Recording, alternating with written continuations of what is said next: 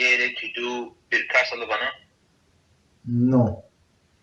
Since it's one of the mitzvot that connected to time, specific time. So we have to say like at night, especially if it's a moon is on or not on, out or not on, out or not out. So then, right? So you have to, it's very specific. So don't, and I don't remember why. I don't remember the reason, but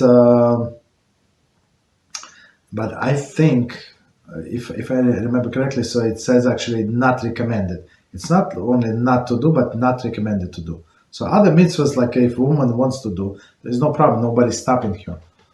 Like we had class some time ago, and it happened in every class. So and a woman, I know that she's retired, right? And she said, but I feel so inspired. Can I read Tehillim? I say, why don't you read the Shacharis? So women don't read. So the same. You're not obligated to read Tehillim. So you're not obligated to read Shacharis. So if you want, not in your form, you're in that form, sequence. So do it in a God sequence, right? So do pray the whole Shacharis. No, nobody's stopping you, right? Whatever man say, you say. There is no problem.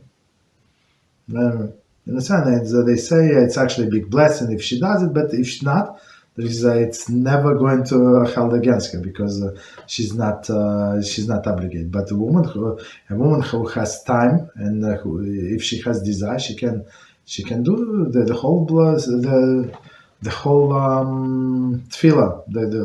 what is it? Prayer. The whole prayer of Shachar she can do. Nobody's stopping. There is no forbidden parts for a woman. Absolutely not. But Birkas HaLevanah, I don't exactly remember the reason, but it says not recommended.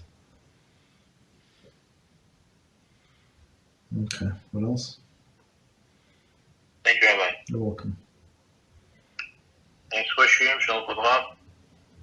I noticed. By the way, yesterday was the last day to say Birkas HaLevanah. I don't know why personal, but yesterday was the last night. Okay, go ahead, sorry. Go ahead.